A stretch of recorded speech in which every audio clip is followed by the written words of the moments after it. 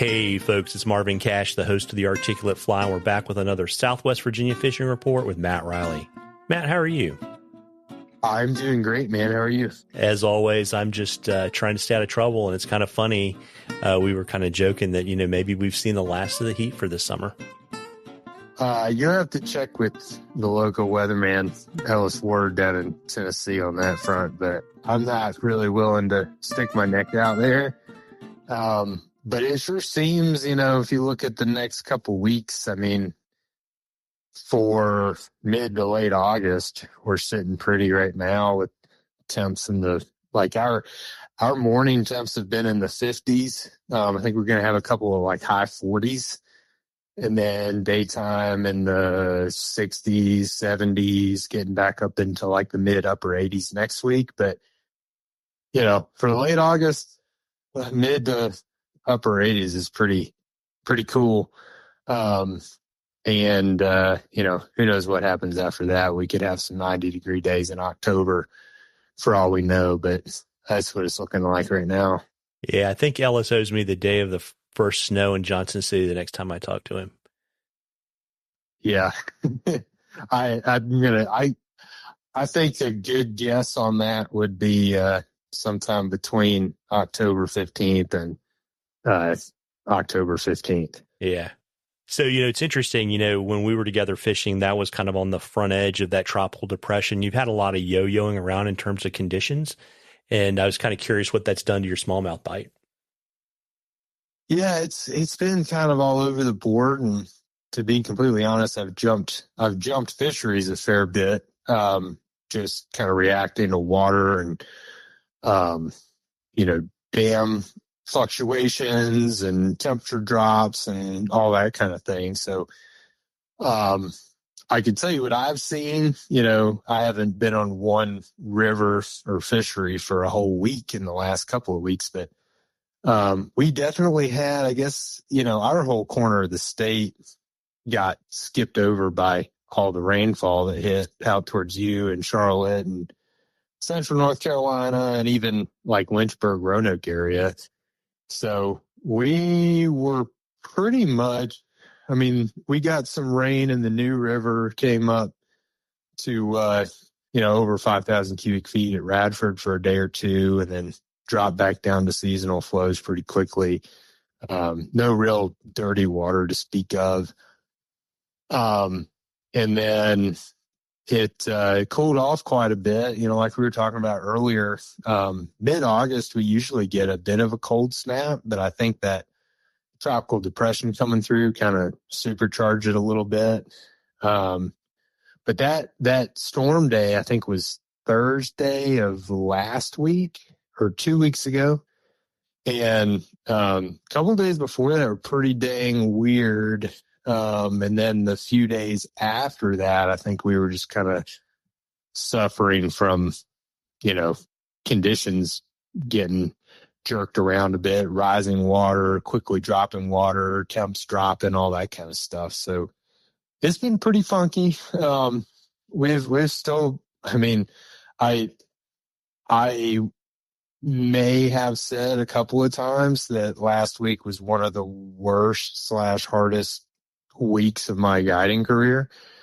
But we still managed to put, a couple 20-ish fish in the boat and a bunch of really solid fish. So it's really hard to complain too much. And, now we're faced with this cold front that kind of swept through today. We had high wind and bright sunny conditions and the high in the low 70s. So things are definitely changing. I think things will get better into next week when the temperatures start coming up again. And certainly our topwater fishing will be a little bit better with temps climbing. I really, really like to see upper 70s to mid 80s temperatures for really solid bug fishing. You certainly have good fishing outside of that range, particularly this time of year when you got cicadas dropping and, just lots of bugs around in low, clear water. But certainly it'll be nice to have a water temp shoot up a little bit again.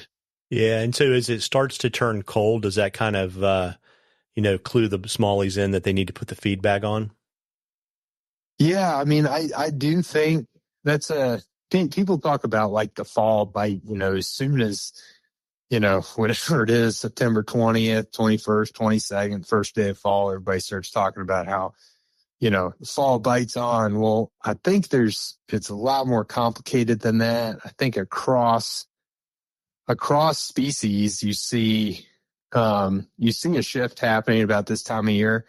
On our tailwater systems, the Boone Lake system, you'll start seeing, big brown trout moving around, kind of pre-spawn, moving up into the river, out of the lake. Our temps will start dropping a little bit. They'll come out of that like late July, early August peak on the warm water natural rivers. And you'll start seeing like muskie disassociating from the cold water refuge, spring, creek mouth kind of water. You'll start seeing, those smallmouth kind of, like I said, they'll slow down in the mornings sometimes, but they're still pretty buggy. And I think that little bit of a cold snap does kind of clue them in there. And I think that's part of why we have some fantastic fishing in August and September. So I think that's a real thing. And that, some of those colder overnights will kind of help kill off some of those cicadas too. And that's just a sliding, it's a gradient as we get into mid-October.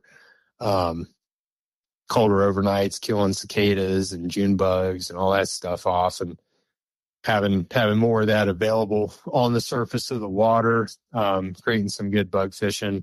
So yeah, I think that mid-August timeframe is a pretty pivotal time, as kind of the beginning of the end. Once we get into October, things can kind of stabilize a little bit, because you can have real cold weather, you can have real warm weather, and usually we're not getting a lot of rainfall. And so sometimes the fishing you can have some challenging days that time of year, but really I think the better fishing that's associated with the changing of summer into fall usually happens kind of early in that transition and late in that transition. So like August, September, and then later in the fall. So I think you're right. Yeah, it's interesting too. I was just looking at the calendar. I mean, we've lost an hour of daylight in the last, 7 weeks? Oh, it's ridiculous, man. I mean, and in another, I mean, daylight savings time's just in, like less than 3 months. And then it'll be getting dark at 5 o'clock. So, things change pretty quickly, and, you'll start to notice that when I do anyway, we're bug fishing in September, because you'll have to pay attention to the kind of angle of the sun. You'll have these pools sometimes if you're fishing really low, clear water late in the day, and say the sun is at your back, and you're fishing the right bank, and there's lots of fish, lots of good habitat, and but that sun angle is just getting lower and lower earlier in the day, and it can sometimes cast some pretty sharp shadows and make that kind of fishing a little tougher. It's something I notice every year, whereas you run through that same spot at 4, 5, 6 o'clock in July, and the sun's still way overhead, and you don't have to worry about that quite as much. So things are definitely changing. They've got less and less of a daytime window to operate with. So some of those kind of more visual feeding fish like smallmouth, again, I think that's another kind of motivator to feed this time of year. Yeah, got it. And, folks, we love questions at the Articulate Fly. You can email them to us or DM us on social media, whatever is easiest for you. And if we use your question, I will send you some Articulate Fly swag. We are drawing for some cool stuff from Matt at the end of the season. And, Matt, as I was joking with someone, we're getting close to pumpkin spice latte time. It means you're probably pretty full up on smallmouth for like October, but you're probably booking muskie trips and all that kind of good stuff. You want to let folks know kind of what you have open and how to reach out and all that kind of good stuff. Yeah, absolutely. I've been just talking to somebody on the phone about smallmouth dates. Nothing specific, but for next year, everything's booked for this year unless we're talking wintertime fishing. But I have been booking a pile of muskie dates, and they tend to go pretty quickly, especially considering we're usually traveling around the holidays, so that takes a couple weeks off the calendar. So certainly, if you're interested in that, give me a shout.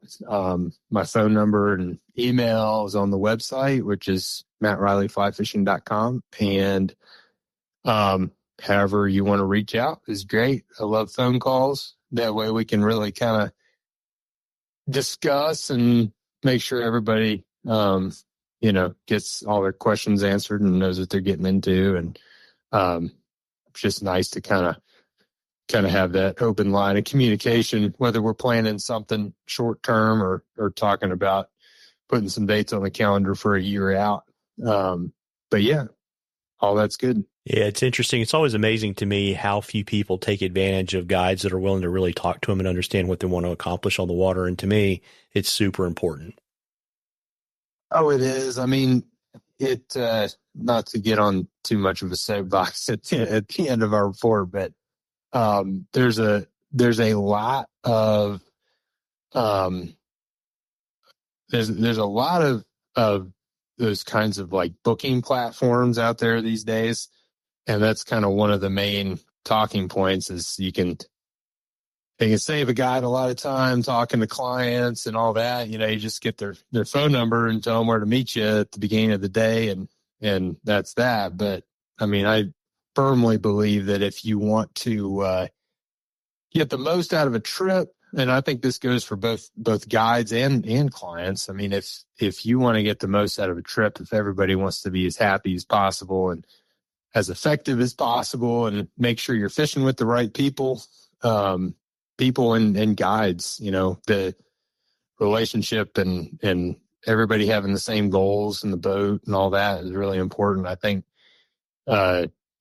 talking to people, whether it's in person, on the phone, whatever, I think it's incredibly important.